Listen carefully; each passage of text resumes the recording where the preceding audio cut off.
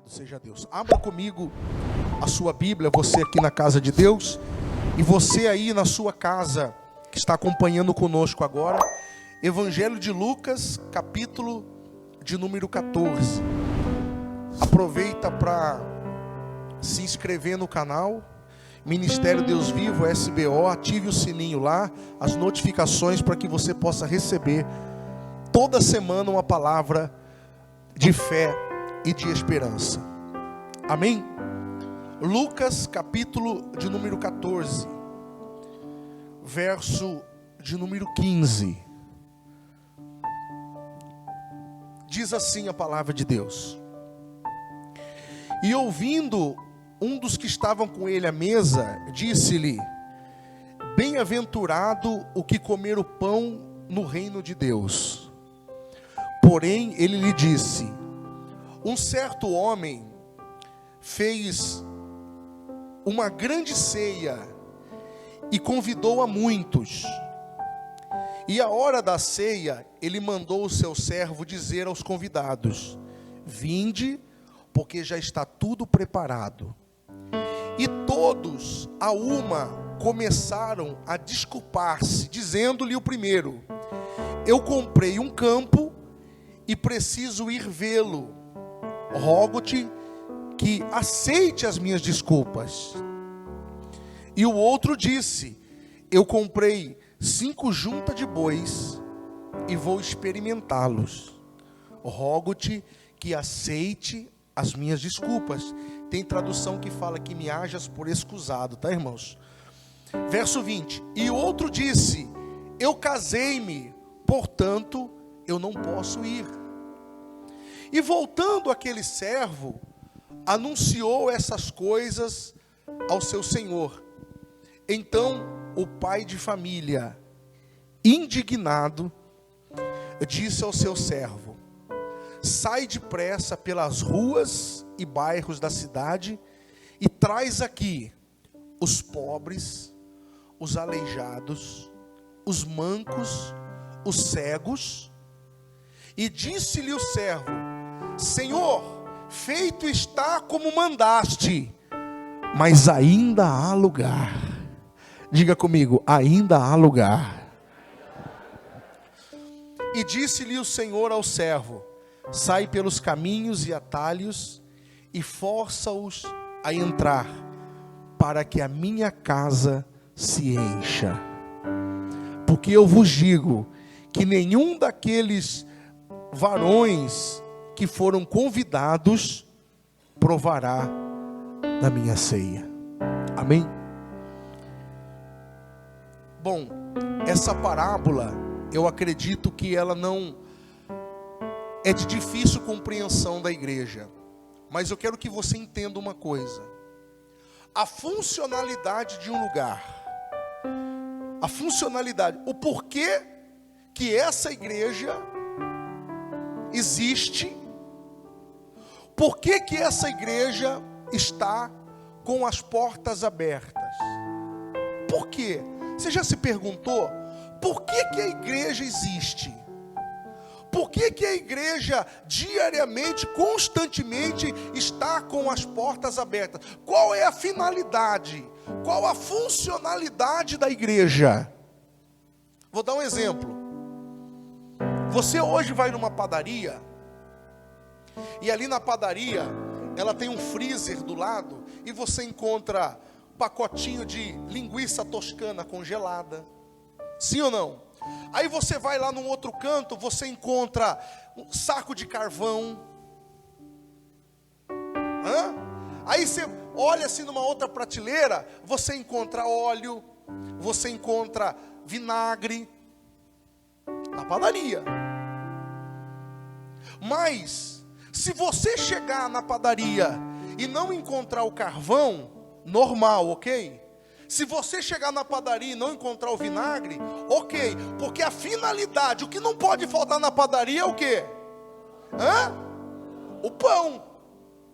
Ainda que não tenha carvão, mas uma padaria não ter pão é a mesma coisa que no açougue você encontrar pote de sorvete, mas não encontrar o quê? A carne. Porque a finalidade do açougue é carne, tem que ter carne. A finalidade da padaria é ter pão. Se você hoje entra numa farmácia, ela parece uma loja de conveniência, mas uma farmácia existe para fornecer o que para a gente? Os medicamentos. Pode não ter algumas coisas, pode não ter sorvete, pode não ter tantas coisas, mas o remédio tem que ter. E a igreja? Qual é a finalidade da igreja? Qual é a funcionalidade da igreja?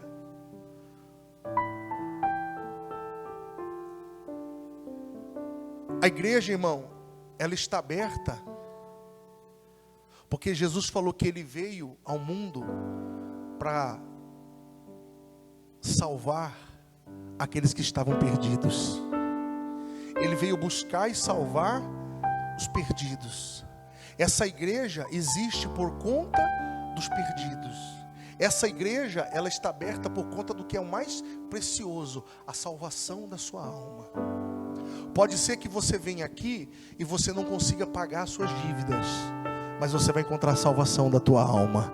Pode ser que você venha aqui e você não encontre o seu príncipe encantado, a sua princesa encantada, mas você vai salvar a tua alma. Pode ser que você venha aqui e o emprego dos teus sonhos você não consiga, mas a igreja está aqui para salvar a tua alma. Amém?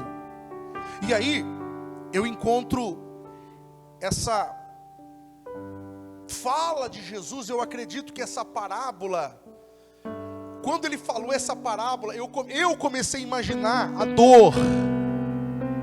Porque Jesus, ele vai falar assim, olha, o reino dos céus, ele é como um homem que convidou os seus amigos e ele fez uma grande ceia. Uma grande ceia. É o que nós vamos fazer domingo agora. Uma grande ceia. A ceia, irmão, é um momento especial. Amém? A ceia é um momento assim, sublime. E aí ele começa dizendo assim, um homem, um pai de família, ele fez uma grande ceia e ele convidou as pessoas. E aí ele pegou para um dos seus servos e disse, agora vai lá e avisa os convidados que está tudo preparado. Quando ele chegou para o primeiro disse assim, rapaz, você acredita que não vai dar para mim ir? E ele, olha, fala até para o dono da casa lá, me desculpar, mas sabe o que é? Eu comprei um campo. Eu comprei um campo e eu preciso ir vê-lo. Você sabe que a ceia, para o povo de Israel, a ceia é como o jantar para nós. É uma refeição que ela é feita à noite, no fim da tarde. Agora a pergunta que eu faço para você é o seguinte, irmão. O homem já não tinha comprado? Já ou não? Sim ou não? Ele falou, eu comprei. Se ele já comprou, não era dele? Ele não podia ter olhado, visto, sei lá, outro dia? Não. Mas bem na noite, na hora da ceia, ele falou, não, eu preciso ir ver algo que ele já tinha comprado.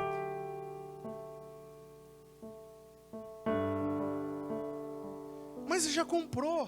Ah, mas eu preciso ir lá ver. Fala para ele me desculpar.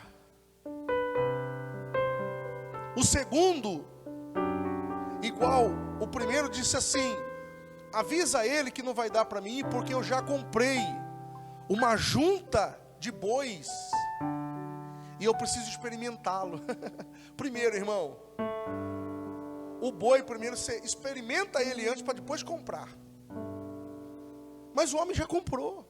Você está entendendo? Ele já havia comprado. Por que ele tinha que experimentar?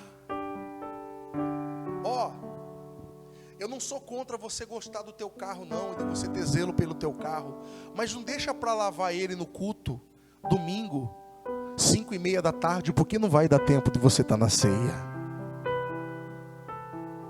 Você está entendendo? Tem pessoa que ele deixa para fazer as coisas no horário que é para ele estar priorizando o quê? Outras melhores.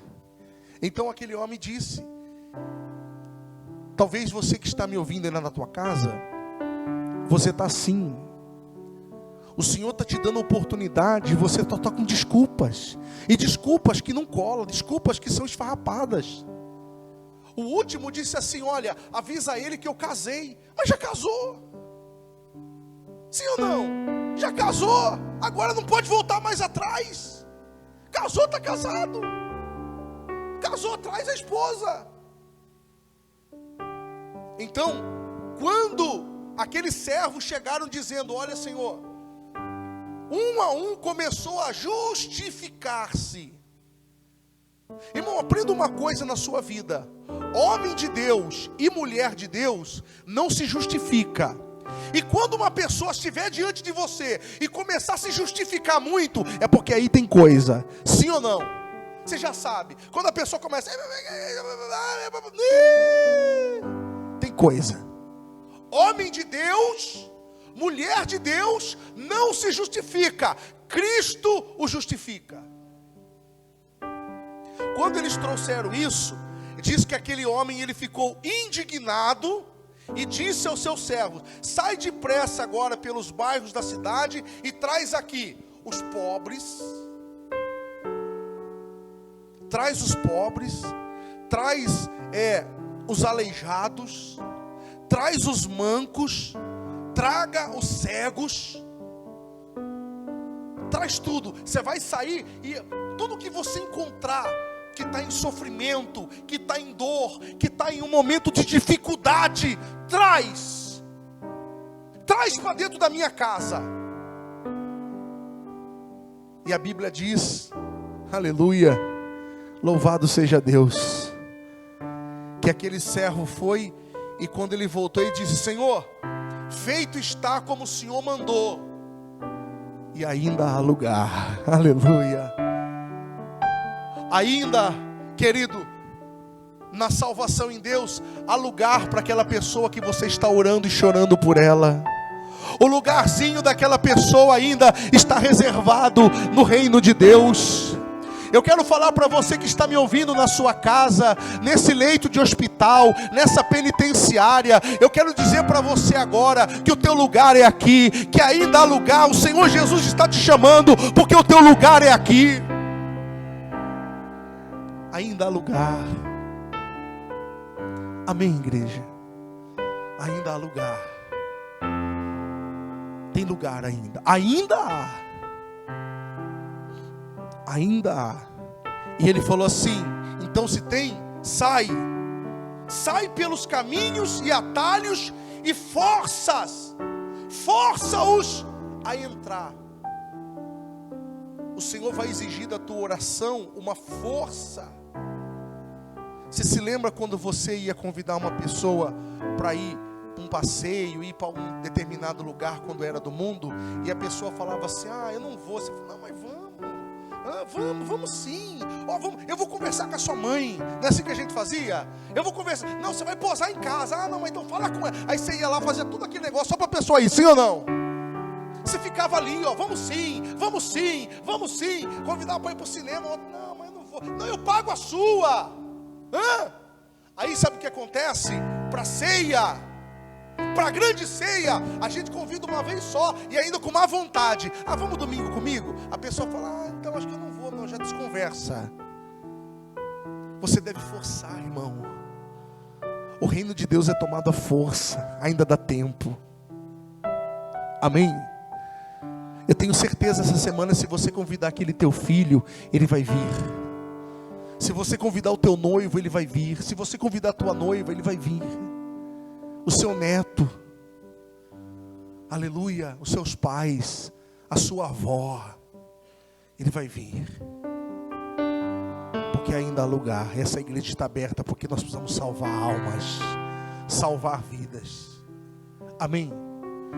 E aí, o Senhor Jesus dá uma palavra dura. Presta atenção para aqueles que dão desculpa para não levar as coisas de Deus a sério, a ceia de Deus a sério.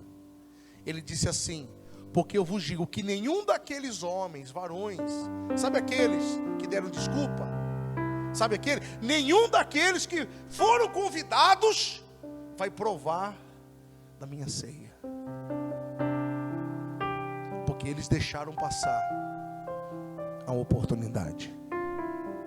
Então, eu quero que você entenda uma coisa que nós vamos fazer pela fé,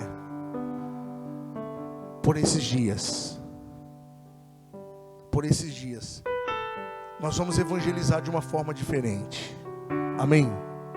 Olha, você está com a sua Bíblia ainda aberta em Lucas 14? Tá ou não? Pega aí, Lucas 14. Nós lemos do verso 15 em diante. Agora, você vai, é só subir os olhos assim, um pouquinho. Você vai ler comigo o versículo 12. O versículo 12. 14, 12. Olha o que o Senhor Jesus falou. E dizia também ao que tinha convidado: quando deres um jantar ou uma ceia, que é o que vai acontecer no domingo, não chames os teus amigos, nem os teus irmãos, nem os teus parentes, nem vizinhos ricos, para que não suceda que também eles tornem a convidar e te seja isso recompensado. Mas quando fizeres o convite, chama os pobres, os aleijados, os mancos, os que estão cegos, e serás bem-aventurado, porque eles não têm como tu recompensar, mas recompensado serás na ressurreição dos justos. Olha o ensinamento do Senhor. Sabe o que o Senhor disse? Sabe aonde a gente erra, irmão? No convidar. Porque parece que quando a gente faz um convite, a gente fica amarrado com o outro numa dívida de toma lá da cá. Sabe aquela pessoa que fala assim: eu vou convidar aquela pessoa para jantar na minha casa, porque depois ela vai me convidar para jantar na casa dela. Eu vou convidar ela para fazer tal coisa comigo, porque depois ela vai me convidar também. O Senhor Jesus fala assim: olha, convide alguém que não possa fazer nada por você. Não convide as pessoas por interesse de recompensa.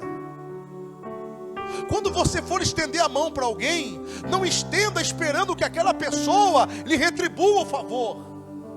Porque se isso acontecer, você recebeu a sua recompensa aqui. Pelo contrário, quando você convidar alguém que não pode te recompensar, você vai ser recompensado na ressurreição do último dia. Eu não quero dizer que com isso você não deva convidar mais seus parentes, os seus amigos, mas eu quero falar para você, querido, talvez tem pessoas que estão do teu lado, que você olha, estão numa pior, com vídeos, ainda que elas não possam te oferecer nada em troca. Chama ela e fala assim: vai ter uma grande ceia, e tem lugar lá, e tem lugar, e tem espaço, ainda há lugar, e eu quero você lá comigo, e nós vamos tomar essa ceia juntos, e nós vamos nos regozijarmos juntos, nós vamos estar recebendo a alegria da salvação juntos, e o nome do Senhor vai ser glorificado. Vai ser glorificado. Amém. Irmãos, a funcionalidade dessas portas abertas é para trazer salvação no coração do aflito. Quando a salvação chega, chega também o que? A cura. Quando a salvação chega, chega também a libertação. Quando a salvação chega, chega também a prosperidade. Essa igreja pode talvez não não atender a expectativa de algumas pessoas e alguns requisitos. Ah, na sua igreja, pastor, tem isso? Aí não tem. Na sua igreja, pastor, tem aquilo? Também não tem. Mas o que tem na sua igreja? Salvação. Salvação.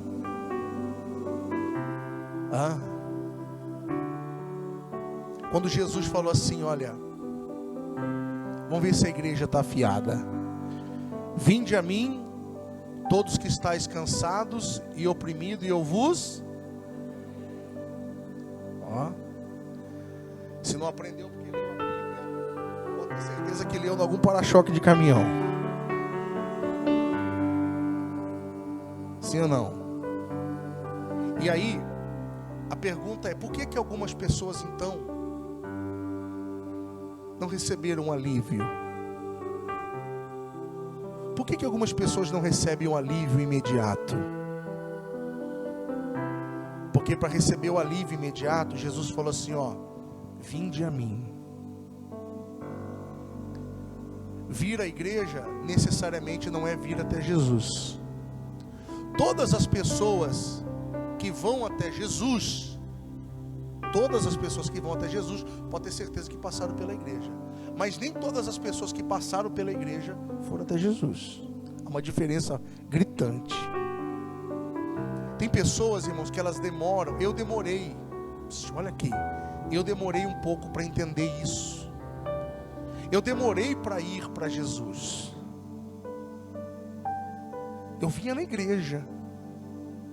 Mas o dia que eu decidi entregar a minha vida, o dia que eu resolvi falar assim, olha, existe uma grande ceia e eu quero participar dessa ceia, aí o alívio foi instantâneo, o alívio foi imediato. Então, o convite que nós vamos fazer para as pessoas é que vai ter na igreja uma grande ceia. E nessa ceia vai ter uma grande quantidade de pessoas que precisam de ajuda. Porque a classificação foi pobres, paralíticos, mancos, cegos. Aqui dentro, essa igreja, irmão, é uma igreja perfeita para pessoas imperfeitas. Essa igreja é assim.